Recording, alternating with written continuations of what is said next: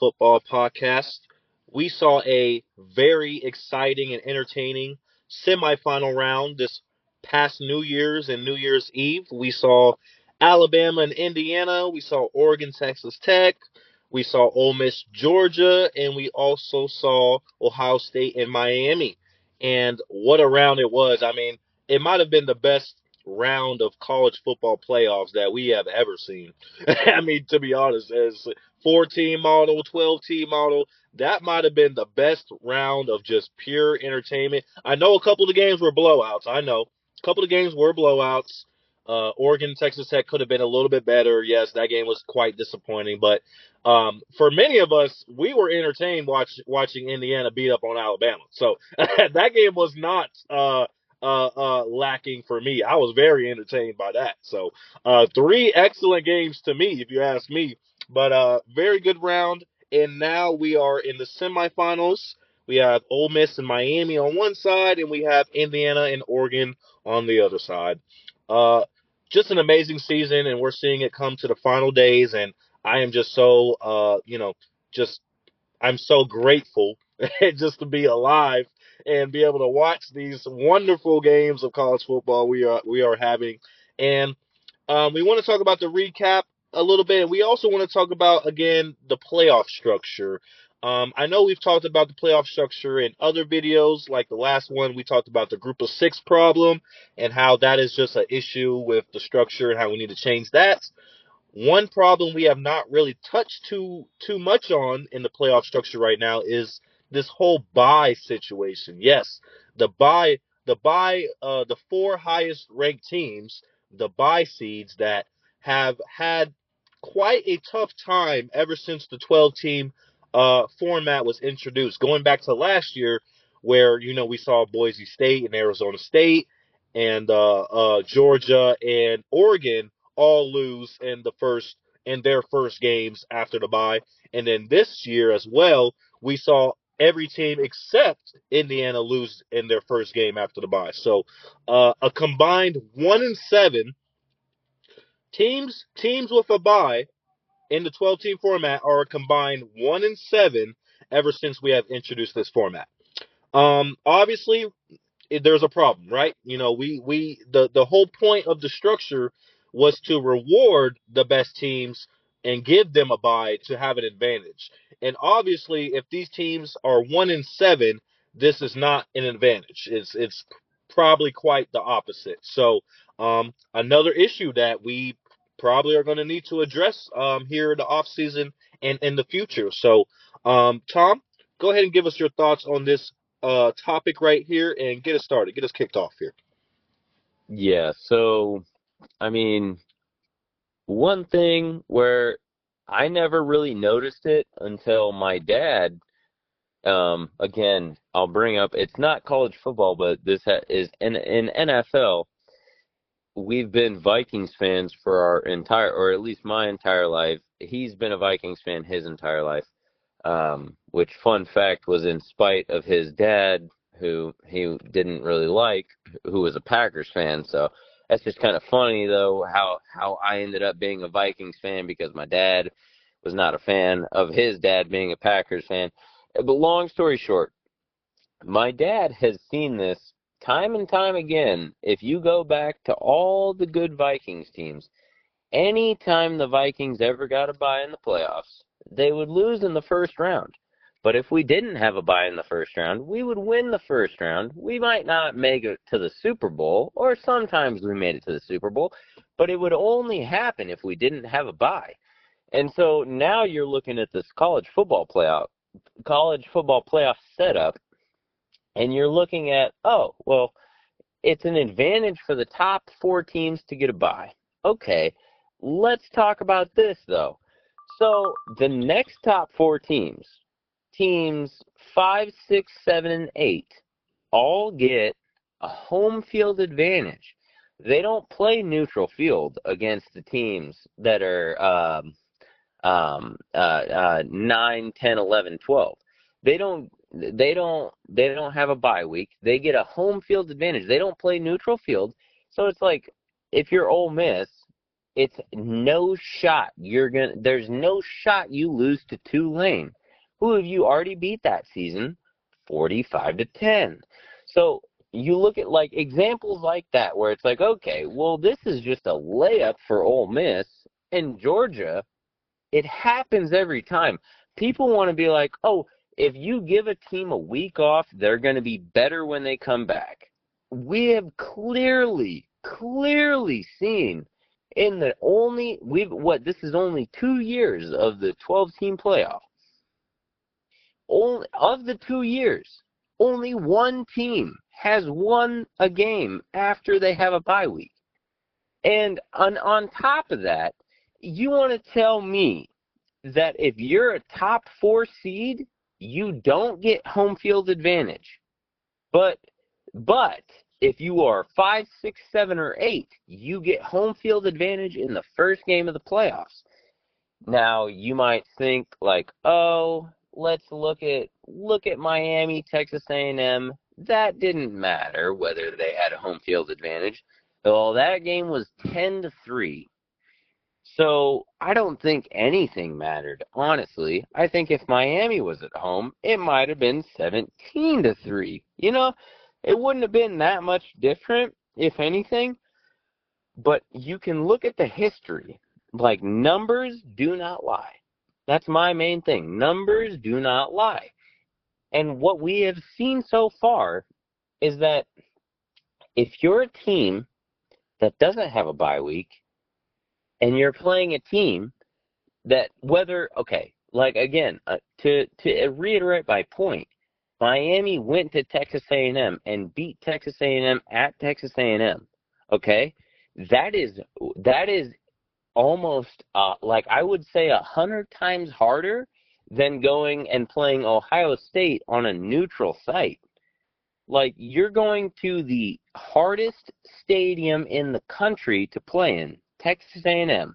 Argue with a wall, Texas A&M is the best stadium in college football. Or the loudest, I guess. Best or loudest, however you want to put it. Texas A&M is the loudest stadium in college football. If you're Miami, you go to Texas A&M, beat Texas A&M at Texas A&M, and now you're like, oh, we're going to play Ohio State, and it's not even at Ohio State. Like, this game, we're going to have just as many fans as Ohio State. Like, this isn't even, like, that's not even a question. Like, Miami is tuned in. They are 100% ready for the game. Ohio State, they haven't played anybody for 2 weeks now. So you get, like, my point is, if you're a football team, like, rhythm and continuity is key. Bye weeks during the regular season are not the same as a bye week in the playoffs. Why? Because half the time you have a bye week in the regular season. I'm not sure who the teams played. Like, that would take a lot of research, and it doesn't really matter at the end of the day. But if you're like Ohio State and you have a bye week during the regular season, you're probably going from playing Purdue, have a bye week, and then you play Rutgers. It's not like playing the Big Ten championship and lose to Indiana, then have however many weeks off, probably 2 weeks off, and then you play the best defense in the country. Like, that is not the same. It's just not the same. And it doesn't really make me mad, but I think that the system needs to acknowledge, like, okay, so every team that's had a bye week has lost except for one team, and that one team was this year, and it's Indiana. And Indiana played a team that arguably was on the brink of not making the playoffs because they got blown out by Georgia in the last game in the SEC championship. And it's just one of those things where it's like you can go down the line of teams in the NFL and in college where you have a bye week. After your bye week, it's obvious. Like, every single team that ever comes off a bye week always starts slow. Now, maybe you can bring it back, but when you're in the college football playoffs, it's like the emotion is at 110% all game long. So you look at, Miami, they get to beat Texas A&M, rolling in to play Ohio State, who played nobody, and they're like, all right, here we go. They start slow and they fight back. Give them respect. They fight back, but like I said, they start off slow. Why do you start off slow? You haven't played live competition in probably 2 weeks. And also on top of that, if you're a coach coaching a team, are you going to make your guys go 110% live over those 2 weeks and risk getting a player injured? No, you're not going to do that. No, it's going to be special practices, light practices, shells, this, that, the other. It's like just look at it. You have Georgia, Ohio State, uh, um, Texas Tech, all three of those teams, really good teams. I would have loved to see if they swapped roles. Like, what if Texas Tech got to play JMU instead of Oregon playing JMU? Does Texas Tech come into the game with better offense because Texas Tech didn't score a fucking point? Why did they not score a point? Because Oregon, their defense shut out JMU until they took the starters out. Like, they were prepared, 100% prepared. And then okay, Ole Miss. They already beat Tulane by 1 million earlier in that season. Well, guess what? They beat them by 1 million again. And now they get to go against Georgia, who they've already played that season. And I've said this in previous videos multiple times. It is super hard to beat a team 2 times in one season, okay? And so if you're Ole Miss, you go, all right. And also, looking back, hindsight, I'm pretty dumb for picking against Ole Miss because guess what? If you're on that Ole Miss team, in that Ole Miss locker room, what do you think is being said? They go, absolutely nobody believes in you. Absolutely nobody thinks you can win, including me. I didn't think they could win. Guess what? I was dead wrong. Why? Because Ole Miss had a reason, and they had a warm-up game. It's in and so then, Miami, they didn't really have like a layup warm-up game like the other teams did. Those other two teams did, but they still beat Texas A&M. And so if you beat Texas A&M at Texas A&M and then you go play Ohio State at a neutral site, the only person at a disadvantage is Ohio State, because now it's like instead of Ohio State having home field advantage, which they should, by the way, they play at a neutral site where it's almost just as many Miami fans as Ohio State fans. So it's not like the crowd is going, absolutely nuts, drowning out. Like when they're on offense, they're not causing false starts. They're not doing that essentially because they're not at home. But Ohio State deserved a home game more than Texas A&M did. Georgia deserved a home game more than Ole Miss did. Who's next? Texas Tech deserves a home game more than Oregon did. Last one, help me out. Who was it? Alabama, Oklahoma. Now those two, they're 8-9, so those two are a toss-up, but Oklahoma still got the home game and lost. So either way, my point is you can't punish teams by giving them a bye week because that's all you're doing. Because I guess not punishing them. All right, I'm talking faster than I'm thinking right now. So just give me 1 sec to. Here we go. So 1 through 4 are the only teams, in my opinion, that deserve home field advantage. So how about instead of the bowl games in the second round, you put the bowl games in the first round. Make the first round a neutral site. And then the second round, 1 through 4 gets to play a home game. Now, you can say, oh, that's going to be biased. Well, it's not really, because you're already doing that in the first round, but then you basically punish teams that get a bye because it's like, okay, so like Oregon gets a home field advantage against James Madison. Do they need a home field advantage against James Madison? No. They do not. Who deserves the home field advantage? The 4 seed, because they made the top 4 seeds. They got a bye. What would even this out? We don't have to expand the playoff. What would even this out is if in the second round it was a home field advantage, and in the first round you gave it neutral sites, but you gave them a trophy if they won. And you know what? Before I rant on too much, I'm gonna let you say your opinion, because I'm starting to get worked up to the point where, again, I'm talking faster than I'm thinking. So, Cezanne, please take it away.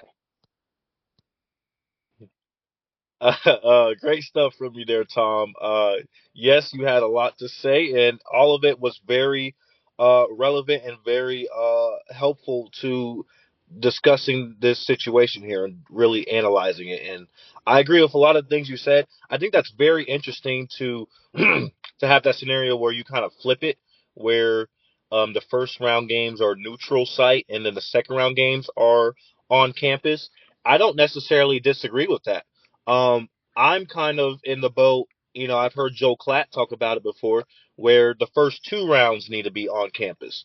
That's where I'm kind of at because, like you, I don't understand how the first round teams, 5 through 8, get a home field game, but not the 1 through 4 teams. I just don't understand that at all. Like, okay, so really where it stands right now is that the trade off is, well, if you're 1 through 4, you don't get an on campus game, but you get a bye.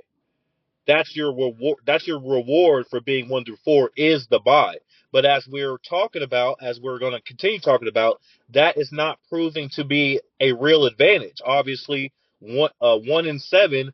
I think we have enough data to see that this is not really an advantage. So if the 1 through 4 teams are not getting rewarded by getting a bye, then what exactly is the point of being 1 through 4 right now? And that is a big problem. And literally, they showed the clip of Dan Lanning, the Oregon head coach, talking about it after the game, because he said he was talking about how they were number 1 last year, and it ended up not working out for them because they lost their first game against Ohio State. He said that he was actually hoping that Oregon would be the number 5 instead of being in the top 4 because he wanted to have an on-campus game to get started and then be able to go into the neutral site games.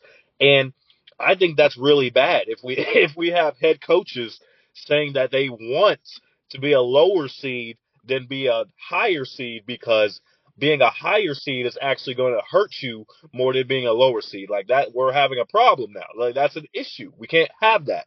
And if the whole point of being one of the best teams in college football is to get the reward for at the end of the year, then you have to incentivize that. You have to incentivize it.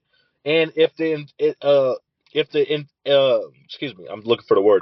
If the incentive if the incentive is not there for those highest ranked teams, and what exactly are we doing? And that goes back to kind of the Texas thing where they're like, well, why did we even schedule Ohio State if you're going to leave us out at the end of the year?